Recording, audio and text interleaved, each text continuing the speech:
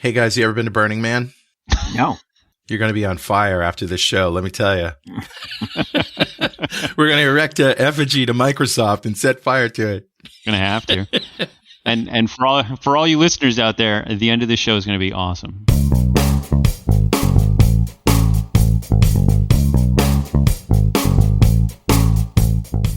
So, what do we mean by that? I guess this show is all about Microsoft vulnerabilities. There's a lot to talk about in their world right now. Yeah. But first, let's visit our old Asian friends, China and India. China first. So China has made sudden warnings about U.S. hackers. What? And done some saber rattling. But there's indications that their data is dated and their attribution is not solid. So this is more of the information war. Where countries like accuse each other and there's false flags and there's no meat on the bones. Okay. Good question, Patrick. So we see this where the U.S. has constantly called out by name, people, individuals in the PLA, which is the People's Liberation Army of China. And that's the group that does all the cyber hacking and exploitation of infrastructure and whatnot here. Naming and shaming. Right. And, even to the point where, brought up charges on them, that sort of stuff. Not that anything is going to come of it, but, it's an interesting move. So are we seeing now China saying, hey, if you guys are going to do that, I'm going to do that too? I mean, what's the whole point in doing this at this point? So right now we also have on the world stage, we have a lot of the world has come after Russia, but a lot of the world has sat on the sidelines. Right. And so China is seeing an opportunity to lead the part of the world that's not willing to follow the West. And so one of the ways they do that is to cast aspersions. Now, what they're talking about is stuff that was leaked in WikiLeaks in 2017, including the decryption keys for some old malware. Uh-oh. So the report is super jaded. It's 5 years old. The decryption keys, the same as what was in WikiLeaks in 2017. And they're trying to draw this crooked line to say the United States is attacking Chinese organizations. Right. Even though none of it's current data. Well, and it's all stuff that's publicly available. Okay, so Patrick, does this mean that the reason that all of this is publicly available is because they don't want to tip their hand as to all of the deep, dark, secret stuff they're in the middle of that they know about? Like, they don't want us to know what the capabilities are. If they called out, let's say I was the head of an advanced red team, APT team that was hacking into, China. Mm-hmm. And the Chinese knew that. And they didn't want to call it out because it's not something that's made public yet. So they don't want to tip me off. Is it like, hey, we're going to just talk about really old stuff that's in the public because we're going to hold these other cards close to our vest? Or is it like, no, this is all the data they have? So that's the $1 million question. But true.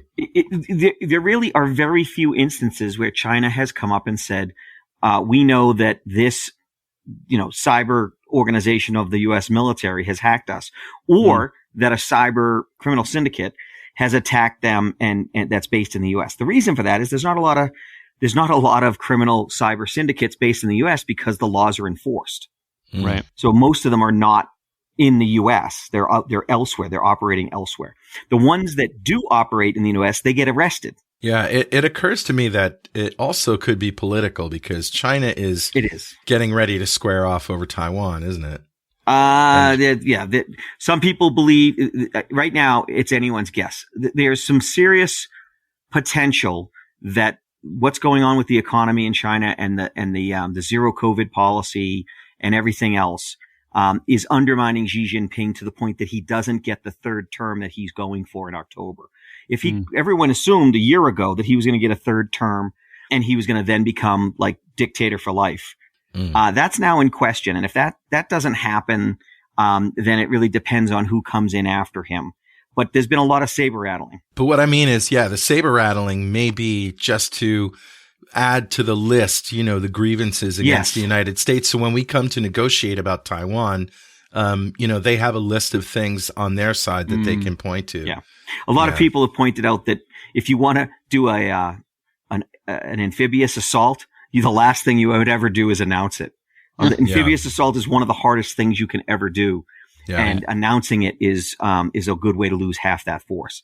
So I think that it is more for domestic consumption Yeah, it's trying to like I just said, Yeah. the people in charge want to get nationalistic feelings going so that they will support the current administration.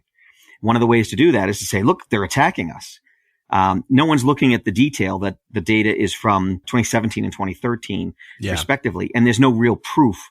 Back to Dwayne's question, I like to think, I have no evidence of this, but I like to think that the reason China doesn't say, hey, we caught the U.S. hacking us is for two reasons. One is we don't just willy-nilly hack them the way the Chinese do, because we're not after their trade secrets the way they are for ours.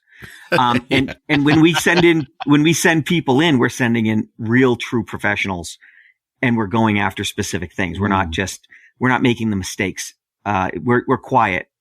It's more like the diamond thief that only makes one theft every 2 years, much less likely to get caught than somebody who knocks over every gas station they pass. Are you calling out the entire PLA cyber? I am. I'm not going to China anytime soon. Well, not voluntarily. All right, so we switch countries now and talk about India. What happened in India and with the response to it? So this is interesting because this is the same region. India is also trying to shore up their rules and their stuff, and something that seems very common sense. The government has put in some rules that says, hey, when you get hacked, you have 6 hours to report it. And that sounds on the face of it like a really good idea. Yeah, of course. I don't want people sitting on this for 3 days. And, how dare they sit on this information? But the problem is, simple solutions look like good solutions until you actually understand the way the things work. What if you don't discover it for a month? Well, it's about discovery. But the problem is that you can do serious damage and you can trigger harmful effects by disclosing too early. So if I'm in the network and you disclose, I may know there's ransomware, but I haven't gotten it out yet.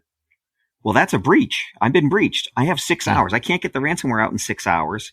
So if I disclose and the command and control is still connected to the ransomware, they can then execute and destroy all the data. Wow. Whereas if you give me a more reasonable time to report, it won't change the outcome, but it will change whether or not I can recover or not. Sure. And so there's a big, it's kind of like when law enforcement in the US and the FBI said all encryption has to have a backdoor. And the technical world was like, no, if there's a backdoor for you to use, anyone can use it because it's discoverable. Right. And they're like, well, just don't tell anybody about it. And like, you don't understand. Things are discoverable. The code is published code. The code is out there. Well, don't publish the code. When I give you the executable, you get the code. Right. But a lot of people don't understand that.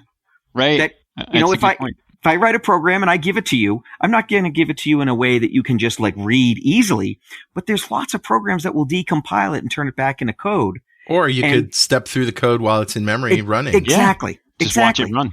Yep. Yeah. It takes more skill, but these are the little nuances that are lost on the people who are making the rules. And they make rules sometimes that are well intentioned, but the consequences, it's unintended consequences. Right.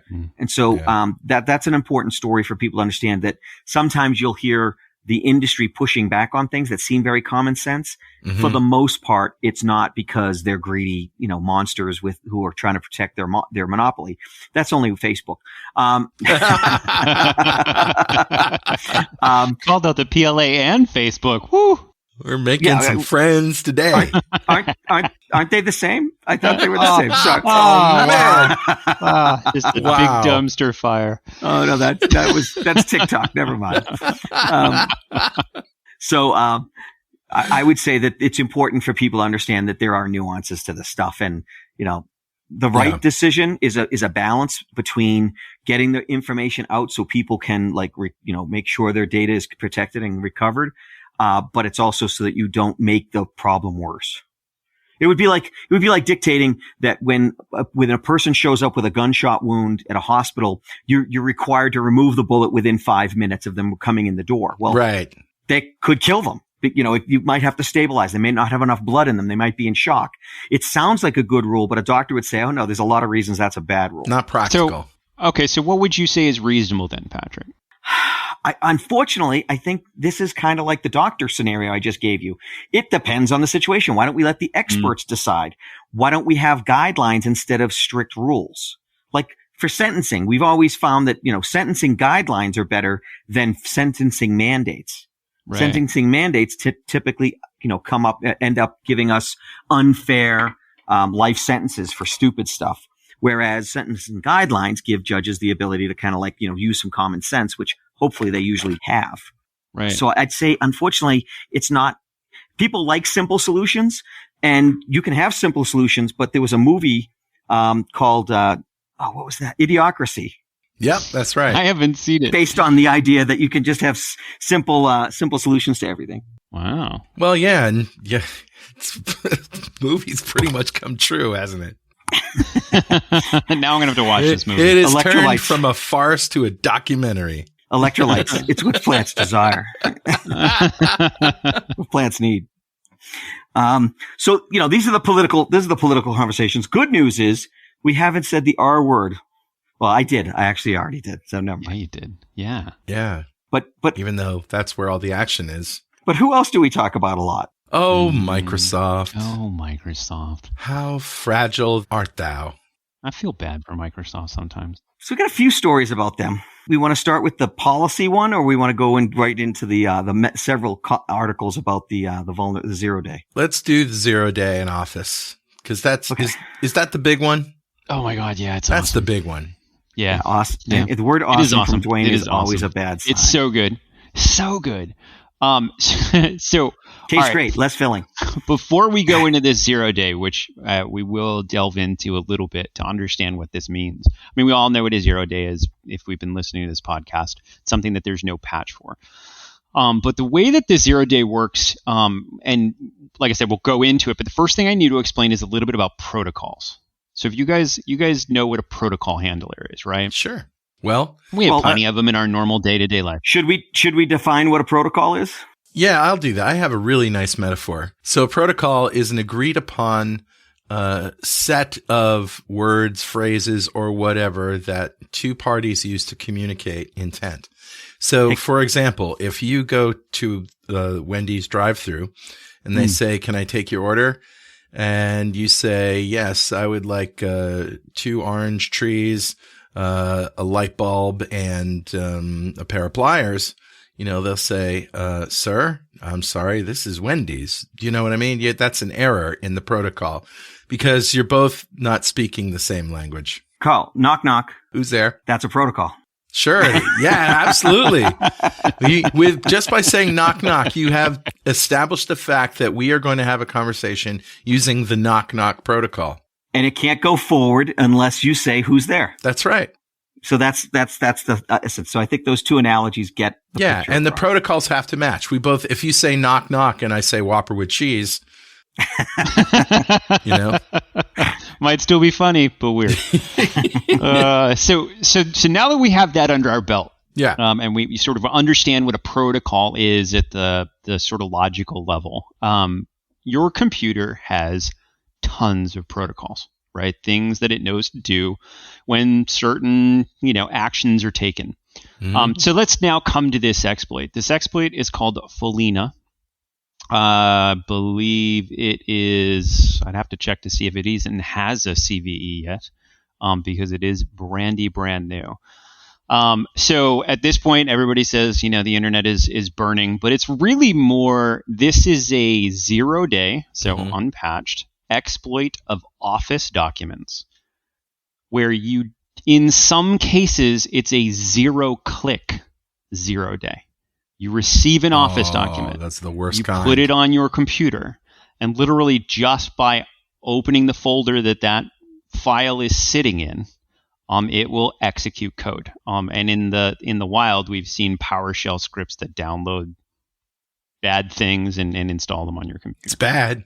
3 days ago, it got a 7.8 out of 10. But that's evolving. This is Yes. This is another one of those things that as we open up Pandora's box, we find more things. It's kind of like Log4j was, where there was an initial thing and then people said, I can use that to do this as well. And then it became a bit of a snowball. Yeah. And I think we're going to see a lot of that. So can you get this just by receiving an email or something, or how does one get it? If you received an email with a Word attachment, so with a Word document attached to it, if you're viewing it inside of an Office application, it's possible. So let's say you have Outlook open and you click on that document and it's going to preview it. It's possible that it would then at that point run this. And this is non-macro, by the way. So I'll break into how this actually works in a second, but this is not using macros. But I thought you said it was a 0-click. Yes. So 0-click is in you don't need to go through and actually run anything. All you need to do is have the document there, and then your computer will try and preview it. Now, but you still have to load it somehow. Exactly. You don't have to double click on it and open it. You don't need Word to open because your computer's going to try and preview that document in many different ways. Right. Now, if you're like us, I actually turn off all my preview panels and that sort of stuff. Me I don't want a pre-opening of a Word document or a PDF or whatever. Because if it's malicious, I don't want that being exploited. Right. So that's something. Please open all virus vectors. Thank you. I like that. That's a feature. Right. It is a feature. It's testing your antivirus programs. Right. So what's interesting about this one is with exploiting. You'll probably see it if you ever do any searching on the web or come to our show to click on the links. It's called the MS-MSDT protocol. Okay. So MSDT is the Microsoft Diagnostics tool. So Microsoft can send you a link that you can click on that will be MS-MSDT : and then it tells your computer to do something. So we've seen this before. Anybody who's ever used a web browser, you've probably used a protocol before because you've typed in, well, most people don't anymore, but we used to type in HTTP : HTTP was the protocol that we were telling that computer to use, right? To the browser to use to go grab information over the web. This is MS-MSDT : and then you tell it to do something. And in this case, they could say, hey, what I'd like to do is run a PowerShell script. So you could embed into a Word document this protocol that on preview of the document, whether it's in a preview panel in Explorer window or whether it's you double click on the document and open it, would then run a PowerShell script to do anything the malicious actor wanted. Deploy malware, put rats on your computer, you name it. All right. So PowerShell, for those who don't know, is a command line tool that when the user has access, admin access to the computer, can do anything programmatically. It can contact your cloud computing clusters. It can configure your Active Directory. It can configure Active Directory. It can contact your cloud computing applications and shut them down. It can delete everything from your databases. It can just completely wreak havoc, not just on your computers, but any other entities on the internet that you have access to by default. Yeah, geez. I don't even know. Have you guys seen the pure PowerShell remote desktop? No. Oh, this is awesome, especially for especially if, all right, if I'm exploiting a system, and let's say I break onto that system and I get on it as an admin, and I don't want to use remote desktop because remote desktop is logged and everybody can see what's going on and see when I connect and that sort of stuff. Right. There is a researcher who actually created all of the functionality in the remote desktop server and client in PowerShell. So you run a PowerShell script on the remote hacked computer, and then you run a PowerShell script on your local computer, and you get remote desktop to that box while not using the remote desktop protocol. Oh my God. It's so cool. So you can see everything that's going on, you can control it, but there's no logs that actually say, hey, there's somebody controlling your computer. Now we have to say that PowerShell is not the vulnerability here. There's no vulnerability in PowerShell. PowerShell is actually very secure, and it's a very good tool.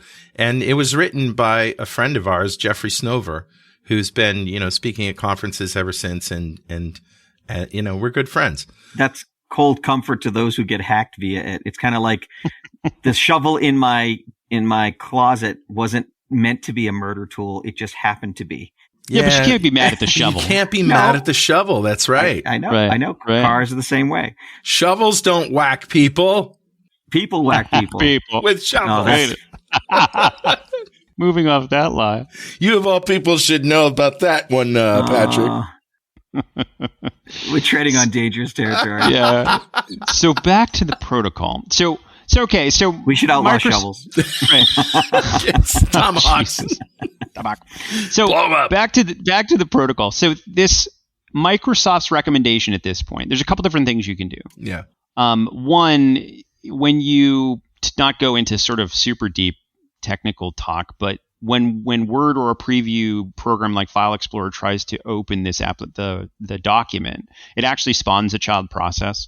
And there's ways to tell antivirus to not spawn child processes inside a Word. That's one way to protect it. Another way to protect it is these protocols like MS-MSDT are registered in the registry.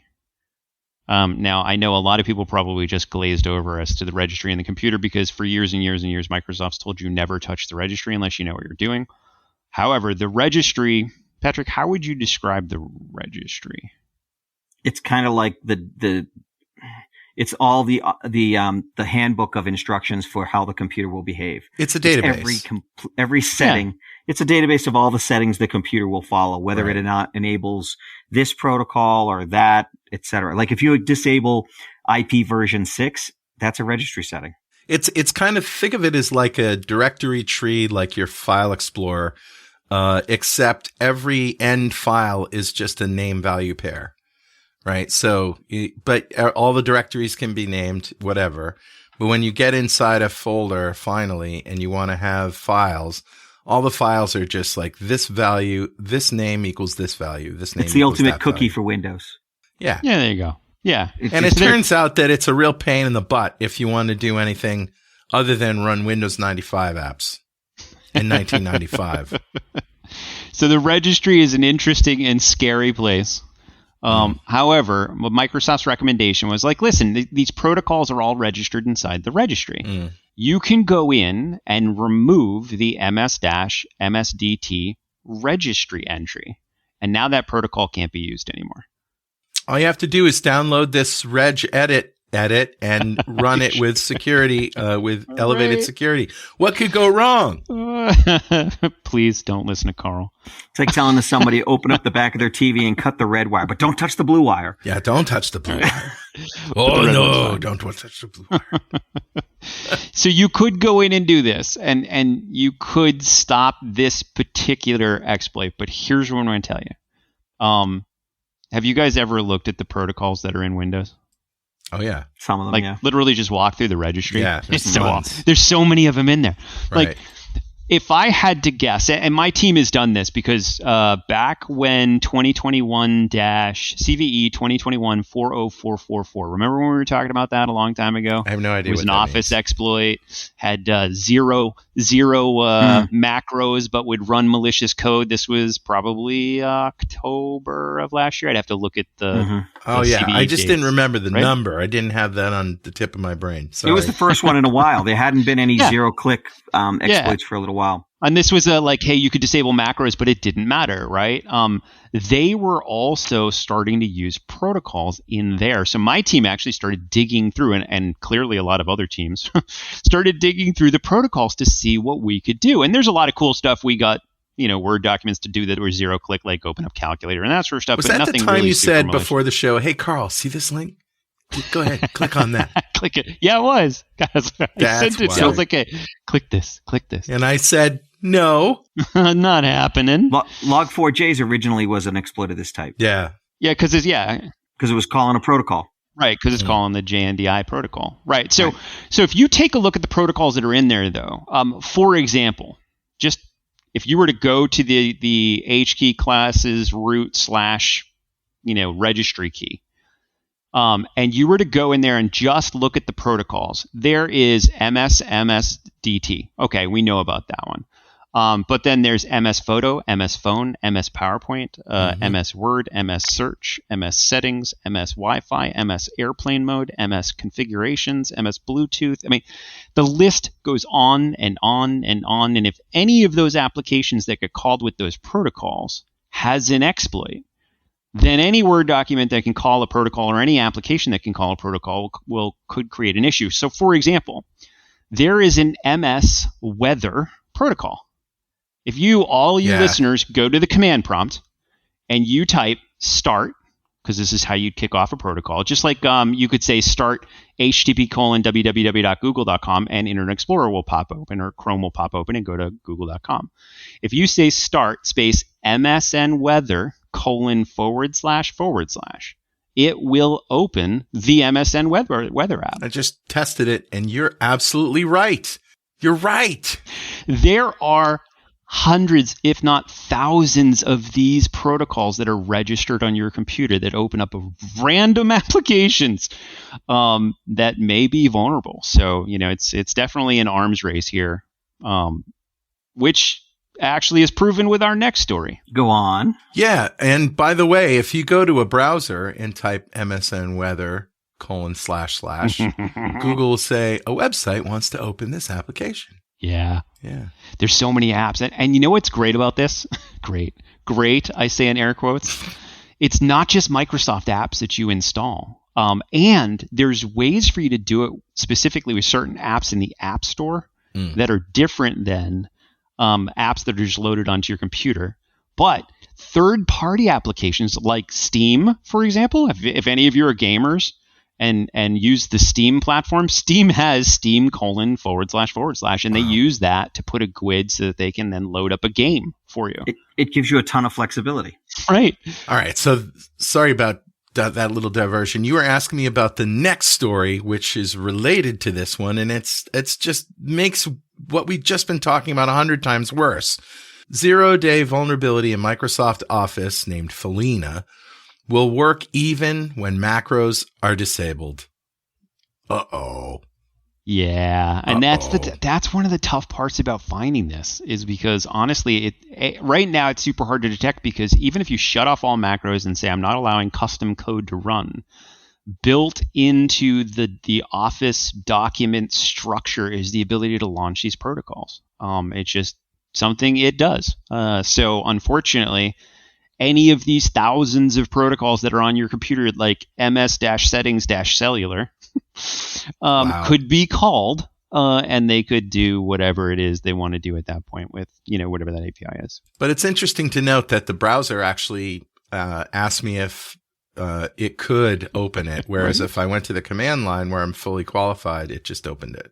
Does it? Yeah, it doesn't make any sense. I don't even know why Word doesn't do it, honestly. Like, you would think Word would be just like the browser, where it'd say, hey, this Word document's trying to open an external application. Do you want to allow that?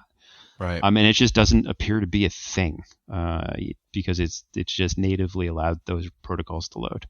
Which is why we can't have nice protocols.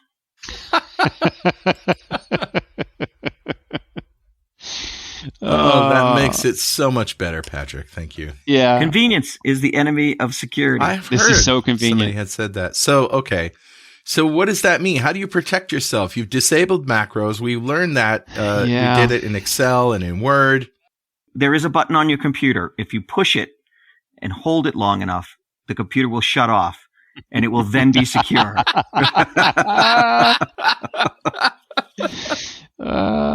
True story. True story. I think. I can't guarantee that. And the other thing is obviously don't open Office documents. Yeah. Even from people you know. 100%, Carl. Yeah. Is there a sandbox or something that, we could have a virtual machine in the cloud, right? Yep. And you could save that Word doc or that Excel, whatever, to local drive, copy it from the Windows Explorer, go up to your VM, paste it, and run it there. And people could have good passwords. I'm sorry. I thought we were listing things that will never happen. No, you're right. There's ways to do this. It's just we have to make it so it's convenient and easy, or else it's not going to be widespread. Yeah. So, and then they take flack for it. Take Windows Defender. Windows Defender has an automatic cloud submission setting. So what you can do is anytime you download a program or a Word doc or whatever, when you go to open it, Windows Defender will actually take that file, submit it to the Defender cloud, and analyze it in a sandbox, and will tell you whether it's malicious or not. But then there's massive amounts of tweets of people saying, hey, you know what, Mike, why should I give all of my files to Microsoft up in the cloud? Or, name XYZ vendor. Now they have all this data and information, whatnot. So it's almost like people want it both ways. I want cutting edge, malware detection, but I never want you to know what I'm actually looking at or opening, et cetera, which is just, it's tough. Yeah, it's your job to protect me. No, I'm not going to help you. I'm not going to tell you where I am. Protect me. I'm not going to give you any. Yeah. Right. So one of the biggest things that people can do in this regard is to have a spam filter that is not just their inbox junk filter. So like we, for example, use AppRiver. They've been pretty good. We're probably due to review them and pick, see if they're still the best that, for our solution. But what that means is about 100 emails a day that would land in my mailbox don't. And I get to go to I get an email every day. I go to that list and I scroll through the list. I look for emails that I recognize. If I recognize the email, then I look at the subject and then I just mass delete them. And so it eliminates a lot of the spam, but it also means there's less chances of these things catching me. And you can even set those settings so that nothing that comes from Russia or China or other places will even get through. And so you can't get hooked by an email you don't see that you never load. And so that's a really good step. The other thing is you set aggressive rules on your trash and your spam filter in clients like Outlook, because they have special controls and extra security precautions. They're not guaranteed, but they're better than if it's in your inbox. There's a lot of things that won't run from your junk folder. And so you need to use those. You need to make sure that the junk doesn't end up in your primary inbox, because that's where all the permissions are. Yeah. So this next story illustrates that it really isn't PowerShell. PowerShell isn't the only way that this thing can be exploited. As Dwayne said, it's really about the protocols. And protocols can be executed from within Office documents, and that's the problem. So I'm going to stop you just for a second. So we kind of made jokes about, the PowerShell's not the danger and things like that. But I'm going to go real controversial. So I'm a gun owner, but I'm in favor of registration and licensing and training and all that stuff. PowerShell should not be enabled for an average user, just like administrative tools shouldn't be enabled for an average user. I thought PowerShell was an administrative tool. It's not. Yeah, okay, that's a great delineation, Carl, because PowerShell is on every Windows computer, and it is there and it's enabled, and you can use it as a regular user without being an administrator. But you can't what you do can't certain do things. is administrative features. Yeah, right. But I can tell you all sorts of things you can do as a normal user that can wreck your computer without being an administrator on PowerShell. Remember the power user? We used to have the power user who was able to do things. I think we need to bring something like that back for PowerShell, where maybe I just go into an app and say, "Hey, I'm gonna use PowerShell. I'm going to knowingly use PowerShell for the next hour. Enable it for me for an hour." Because the problem is you don't know how it's being used on your behalf silently behind the scenes. Well, we always, probably all three of us use admin access. We probably all have admin access to and run in full admin access, right? So depends on where I am. Some places yes, some places no. All right. Well, I think most Windows users do. Oh yeah. And so the only real inconvenience we get is the screen goes black and we get the dialog box that says, "Hey, this app wants to do this. Will you allow it?" Right. But if you're a user and you try to do something like PowerShell admin stuff, it's going to ask you for the admin password.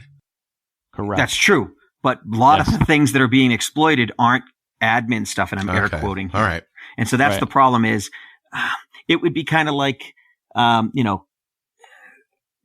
pick the overkill option. I need to have this thing available that's very dangerous just in case.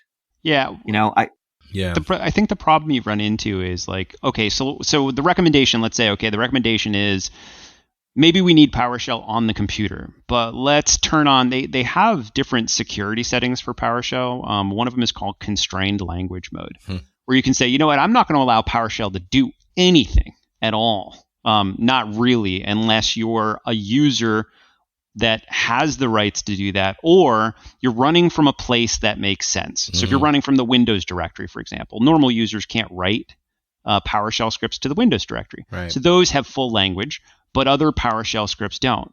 The problem with even doing something like that, you go, that's secure. Normal user can't write there. But there are applications I can call from there. So I can actually create a C# executable that is an uninstaller, and I can call the uninstall program in Windows, point it at my C# executable, and then have it then run PowerShell, and it'll be in unconstrained mode. So there are ways for hackers to get around all of these types of safeguards. So sometimes you just want to say, you know what, I'm just going to uninstall PowerShell and get rid of it. I don't even know if you can. I don't think you can. I was going to say, can you? Yeah, it's too embedded in the system. It's like Internet Explorer was back in the day. Yeah.